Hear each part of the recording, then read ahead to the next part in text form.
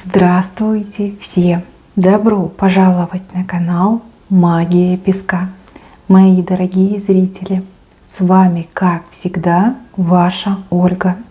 И сегодня для вас я сделаю отсыпочку на такую тему. На что откроют вам глаза высшие силы? Чего не видите, не замечаете, либо что вы в жизни упускаете. И пусть это видео найдет тех моих дорогих зрителей, для кого важно именно сегодня, именно в этот момент получить эту информацию.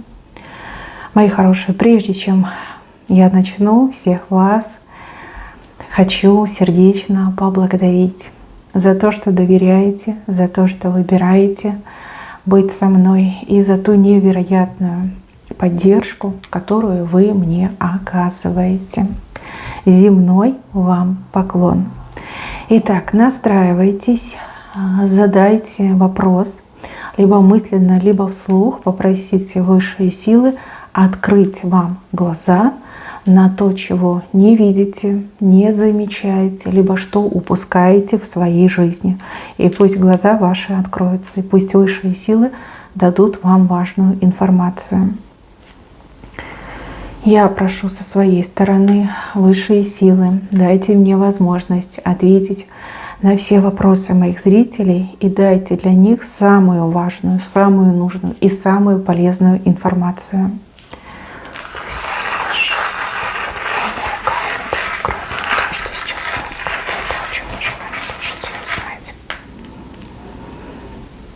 Так, интересненько. Так, мои хорошие, смотрите, вы влияете на каких-то людей. Вот видите, они у вас как на веревочках, как тряпичные куколки, да? Вы влияете на этих людей, и этого сами не видите и не замечаете. Возможно, эти люди от вас зависимы. Возможно, эти люди без вас ни на что не способны. Вы для этих людей словно бы и проводник, и ведущая, и учитель, и наставник. Здесь вот 3 человека показаны. Это могут быть и ваши близкие, родные люди. Это могут быть и ваши друзья. И также это могут быть ваши коллеги. Вы на них влияете. И без вас эти люди просто остановятся и не смогут дальше жить. Вот настолько сильно вы важны и нужны этим людям. Возможно, вы этого не замечаете, либо считаете, что это не так, но песок именно такую информацию вам дает. Ваше влияние, оно и авторитетно, и безгранично, и без вас эти люди просто не смогут функционировать и жить. Вот как-то так показали. Вы ключевой знаковый человек для этих людей, в жизни этих людей. Вот без вас бы, наверное, их и не было.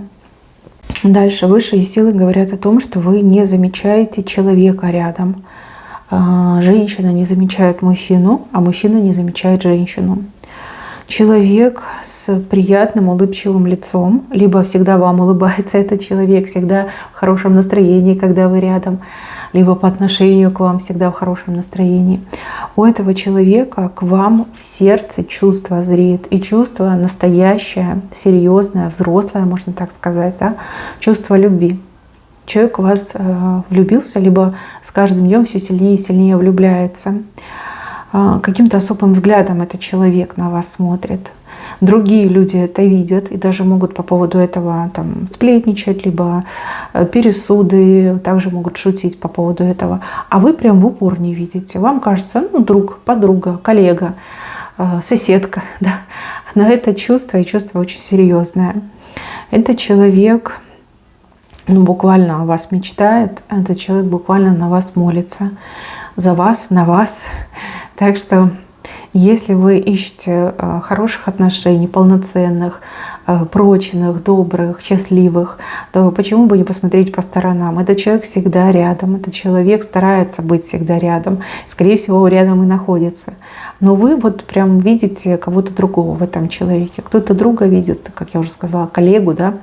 Присмотритесь, присмотритесь. Очень хороший человек, и он уже, либо она уже влюблены, и совсем рядом с вами находится. Опять же, какие-то шутки. Вот мне идет, что какие-то шутки были, либо какие-то сплетни, да, вот, возможно, доходила до вас информация, вы, конечно, возмутились и говорите, что за бред, да такого быть не может, да что люди вообще белены объелись, зачем они такие вещи говорят. Ну, люди правду говорят, люди видят. Пока вы не видите, люди видят. Те, кто окружают, они видят. Да, человек влюблен. Влюблен и влюбляется все сильнее, сильнее и сильнее. Дальше показывают, что вы о чем-то не том думаете. Либо вы думаете о том, что все плохо закончится, но на самом деле такого не будет. Там есть какие-то знаки, ну, либо какие-то даже моменты, связанные с обещаниями, с клятвами, с гарантиями. Да? Вы то ли не верите в эти слова, то ли вы не принимаете близко к сердцу, почему-то думаете о плохом. Ну, допустим, в семье проблемы, и муж жене говорит: да все хорошо, я справлюсь, там все будет у нас замечательно. Жена такая: нет, врешь, все будет плохо.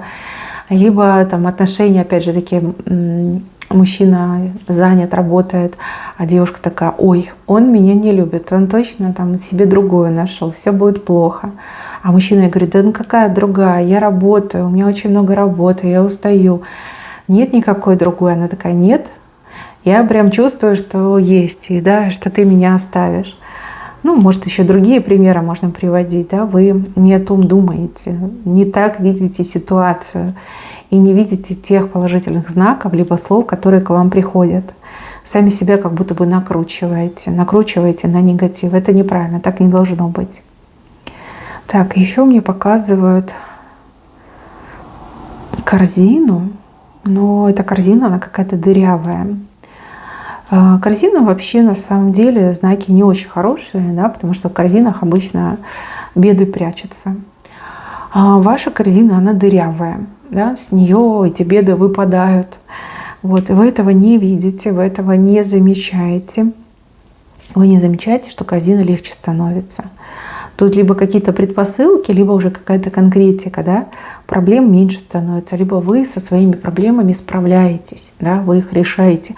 И вот в эту дырку эти проблемы выпадают, корзина все легче, легче, легче. Смотрите, в какой бы ситуации вы ни оказались в сегодняшнем дне, вы со всем этим справитесь. Причем справитесь, как всегда, как обычно, да, вы всегда справляетесь. Не было такого случая, когда бы вы сели и ждали, пока вас спасут, правильно? Всегда вот брали все на себя и все делали. Из корзины уже выпадают камни, то есть вы уже решаете свои проблемы, уже легче становится, уже полегче стало.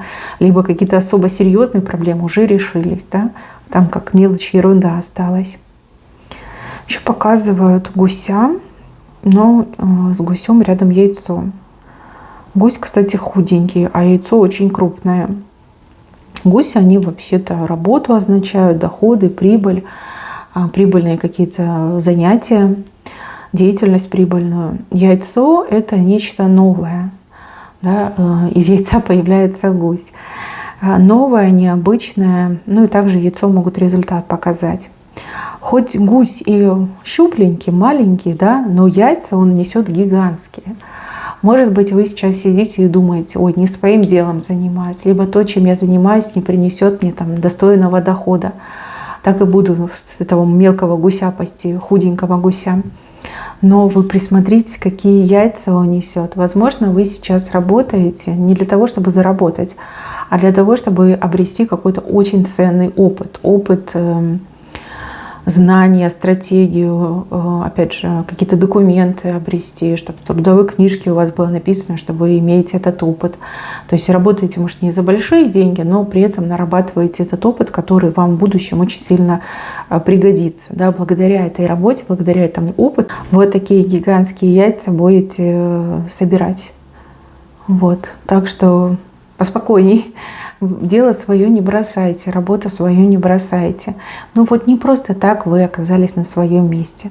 У кого-то еще может отыграться история, что вы работаете, может быть, за скромную оплату, либо работаете на скромной должности, но вас в процессе должны рассмотреть, да, рассмотреть, что вы ценный сотрудник, что вы порядочный человек, что вы профессиональный человек, что вы там легко обучаетесь, что вам доверять можно, да, и тогда вот эти большие яйца, да, это все к вам придет. То есть вы можете и расти в рамках этой компании, либо этого предприятия, и даже в какие-то короткие сроки очень больших высот добиться. Да? То есть и так тоже может быть. Не время уходить с работы, либо не время менять работу, не время вообще смотреть в другую сторону. Набирайтесь опыта, дальше продолжайте, а дальше будет больше, да, потому что вот такие огромные яйца. Из такого огромного яйца точно большой гусь вылупится. Ну, побольше того, что есть сейчас в ваших руках. Дальше, мои хорошие, показывают вас и показывают человека, который, ну, буквально вами прикрывается. Не могу понять, что такое. Человек может вас обманывать, манипулировать вами. Человек может вас даже подставлять. Да? То есть обман через обман может быть подстава. Вас могут подставить. Человек вами буквально как щитом прикрывается. Вот, то есть, возможно, даже какие-то неприятности летят в вас, хотя эти неприятности вызвал этот человек, кто вами прикрывается. Подумайте, кто может прикрываться вами как щитом. Это может даже как-то безобидно выглядеть в сегодняшнем дне, но закончится достаточно проблематично в будущем, да, либо болезненно в будущем может закончиться. Вами кто-то прикрывается. То есть человек может вам жаловаться, либо вас куда-то подключать, да, просить что-то делать, либо там заступиться, подписаться, да, выступить. Да, а сам, значит, ничего не делает, там, у меня там нога болит, да, либо что я могу, меня никто слушать не будет, а вот тебя послушают, да, какие-то такие вещи вами прикрываются, как ширмой, как щитом прикрываются. Человек может быть вам другом, подругой, этот человек может быть вам родственником, даже начальником может быть этот человек, да, человек там, давай там, расскажи мне что-то, либо сделай для меня что-то. А потом вы еще и крайне останетесь, да, потому что кто получает, кто отгребает. Правильно, щит отгребает, потому что у него и копья летят, и эти пули, и эти ножи. Понимаете? Так не должно быть. Это неправильно. Нельзя быть чьим-то щитом. Да? Человек явно вами пользуется, либо пытается вами воспользоваться. Надо такое пресекать. Не надо иметь отношения с такими людьми, уж тем более не идите на поводу у таких людей. Так, про какой-то негатив говорят. Негатив. Даже не просто негатив, а вот человек в вашем окружении, очень много негатива на этом человеке. И вы периодически, как, знаете, переклад идет. Да? Вы с этим человеком пообщаетесь, и у вас прям мигрень дикая. Либо у вас там целый день неприятности идут, либо какая-то вот прям обстановка мрачная происходит. Может даже бессонница быть, либо сны плохие снятся. В вашем окружении есть человек, на котором много негатива. Порченный, проклятый. Разные бывают ситуации. Может там глаз очень сильный на человеке. И вот с этим человеком общаться не стоит, близко общаться не стоит. Потому что вы от этого человека негатив берете. Это как, знаете, вирус. Да? Вирус, вот человек ходит и распространяет. Вот есть люди, про которых говорят 33 несчастья. Да? Куда этот человек приходит, везде какие-то неприятности идут. И с этим человеком неприятности, куда этот человек приходит, неприятности, и с кем общается, у тех людей неприятности. А человек явно порченный, либо проклятый. И надо бы этому человеку об этом сказать, если вы понимаете, о ком речь идет.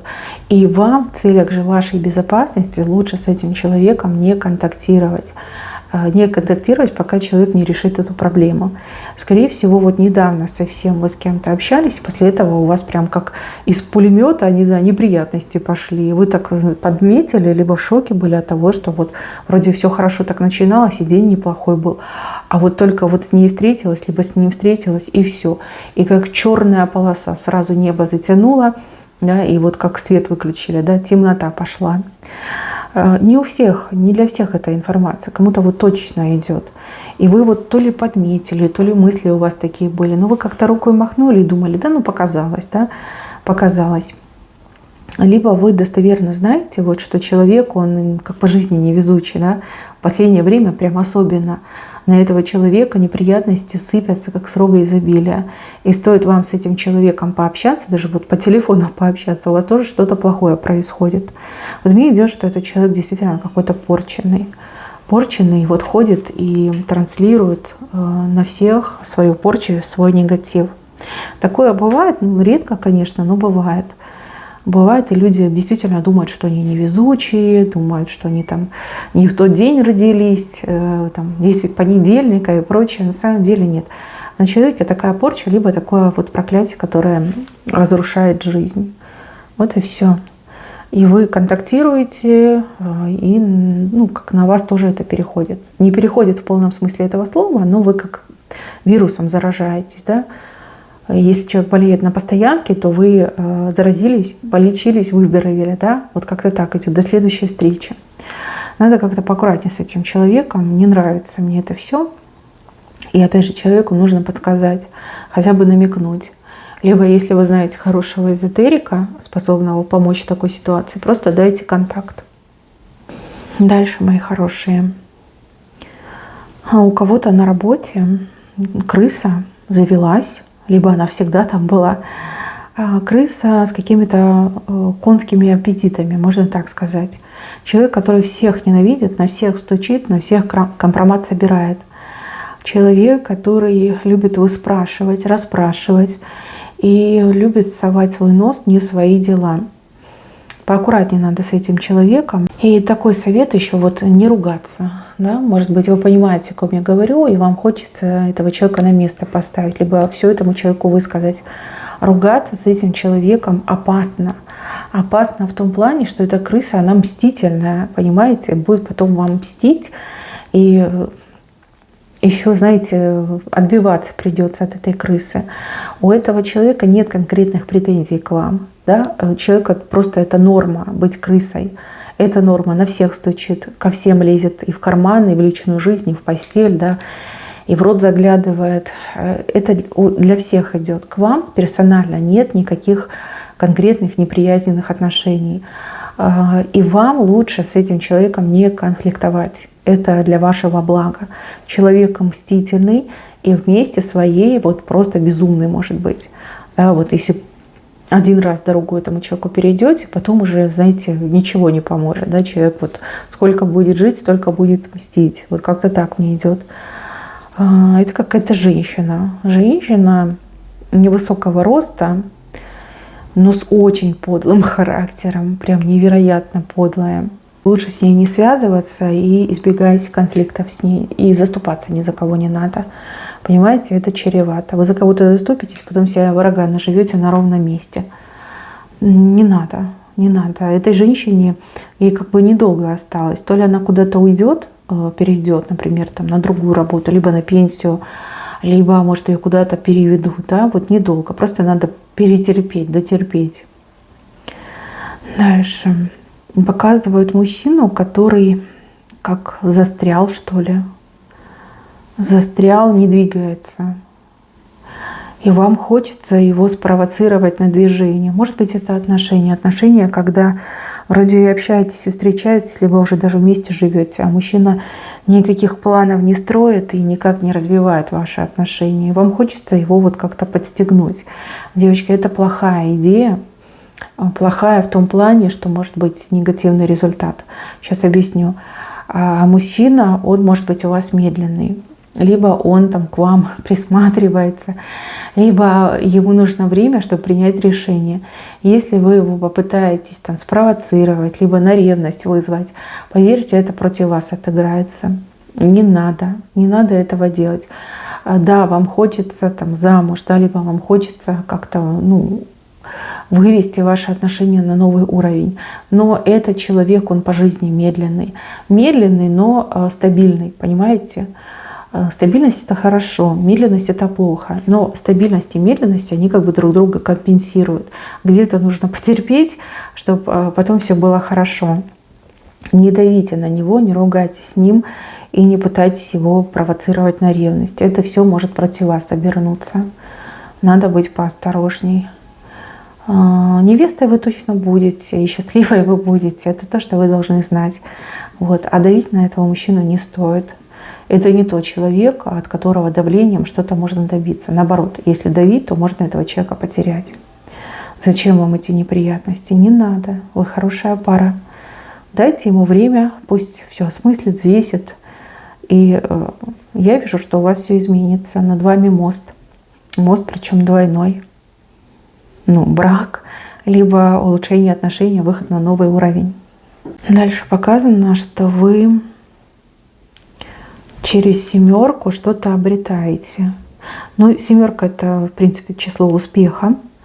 Добьетесь успеха и что-то прям обретете очень ценное, нужное и важное. Также, возможно, 7 — это как 7-й месяц. Это у нас что? Июль, да? 7 — это июль. То есть то, чего вы хотите, вы именно в июле получите. Либо именно в июле у вас какой-то прям прорыв случится.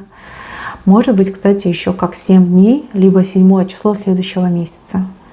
В принципе, да, сейчас у нас июнь, да, это будет июль. Все-таки 7. Не форсируйте события и будьте уверены, что все получится, все сбудется. И именно как успеха добьетесь, либо наконец-таки случится то, о чем вы мечтали, хотели, просили. Дальше человек на букву В. Это может быть как и полное имя, так и сокращенное имя. Это может быть как мужчина, так и женщина. Это человек очень сильный и к вам очень хорошо относится. И этот человек именно в какой-то ситуации, когда вам будет необходима либо помощь, либо защита, либо поддержка, очень ярко себя проявит. Сейчас вы либо не особо контактируете, нет особого общения, либо общаетесь постольку-поскольку. И вам, возможно, кажется, что этот человек совершенно вами не интересуется, либо не заинтересован в вас. На самом деле это не так. Этот человек, он настоящий друг, да, либо настоящая подруга, либо такой человек, который мимо не пройдет. И вас он знает, и к вам очень хорошо относится. То есть он не показывает, либо она этого не показывает. При этом в случае необходимости этот человек для вас все сделает. Все. Прям настолько все, что вы даже себе представить не можете. Да, на любую жертву пойдет, лишь бы помочь, лишь бы поддержать, лишь бы у вас все хорошо было. Это может быть и друг, и подруга, и коллеги, и соседи, и даже родственники могут быть. Да? Какие-то холодные отношения. А если дело коснется, либо проблем коснется, то этот человек по-настоящему себя проявит. Дальше показывают кошку. Кошка на мужчину смотрит, облизывается. Кошка — это женщина. Мужчина. Возможно, это ваш мужчина. Может быть, какая-то из подруг смотрит на вашего мужчину и облизывается. Нравится мужчина, нравится, себе хочет, либо хочет с ним отношений. В принципе, это одно и то же. Девочки, пока еще есть возможность, да, гоните эту кошку прочь. Если вы заметите, либо замечали, что ваша какая-то знакомая, подруга, либо родственница кокетничает с вашим мужчиной, стремится к тому, чтобы оставаться с ним наедине, стремится к тому, чтобы его, например, к себе позвать, пригласить, может задерживаться у вас допоздна, и такая: пусть твой муж меня проводит, да, либо пусть мужчина меня проводит. И это прям тревожные звоночки, которые нельзя игнорировать. Возможно, вы любите эту кошку, да, любите эту женщину, к ней хорошо относитесь, но поверьте, если сравнить любовь и отношения и дружбу, то все-таки, наверное, лучше выбрать первое, да? Потому что с такой подругой, как говорится, и врагов не надо. Понимаете, сейчас она вам напевает, что вы сестренки, вы подружки, а как мужчину вашего захомутает, так свое истинное лицо и покажет, да, все свои когти покажет и зубы покажет. То есть не такая она слабая, не такая она добренькая, не такая она порядочная, как вам говорит. То, что вы видели, это было взаправду. И то, что вы на это не реагировали, это минус вам. Да? В ваших руках сейчас ваше будущее с вашим мужем, либо с вашим парнем. Надо эту кошку отвадить. И чем раньше, тем лучше. У кого-то еще с прискорбием должна сообщить, что, возможно, ситуация с сестрой. Да? Сестра — родной человек. Да? Может быть, может. Но опять же, были какие-то звоночки. Прям женщина стремилась с мужчиной наедине оставаться. И прям, знаете, без всякого там стыда, смущения там к мужчине прикасается, либо, ну вот как-то на контакт идет, да, тактильный контакт. То есть видели, вы что-то видели. Если вы ничего не видели, это не ваше предсказание. Так, и еще с левой стороны. С левой стороны. Тут женщина как забеременеть не может. Либо что-то в таком плане. Здесь скорее как не проблема в здоровье, а проблема именно в психосоматике. Я, к сожалению, не психолог, не буду на эту тему рассуждать. Вы как будто бы на подсознательном уровне боитесь. Боитесь того, что будет тяжело. Да? Кто-то боится, что вы не справитесь. Кто-то боится, что вдруг что-то пойдет не так. Да? Кто-то в мужчине не уверен. Да? И думает, ну вот вдруг. И это вот все происходит на подсознательном уровне. И вам бы желательно, конечно, это все убирать при помощи психолога, психоаналитика, не знаю, психиатра, может быть. Но помощь нужна. Проработать эту тему, да, вот страха, внутренней зажатости, и тогда все будет. Будет проекция ребеночка, вот она вышла. То есть обычно такая проекция выходит за 9-12 месяцев до зачатия. Душа уже вас выбрала. Мамочку душа ребеночка выбрала. И говорит, вот ты моя мамочка. И душа сейчас вот рядышком с вами находится, наблюдает за вами. Наблюдает, уже вас выбрала. То есть ребенок у вас будет. Вот, лечите, хочется сказать, голову. Но это не в обиду сказано, а вот с целью вам помочь. На подсознательном уровне есть прям блок, страх. И я уже сказала, да, у каждого свой страх. Надо это убирать. А душа ребеночка уже рядом. Так, мои хорошие, на этом у меня все. Берегите себя. Всем спасибо за внимание. Всем пока-пока.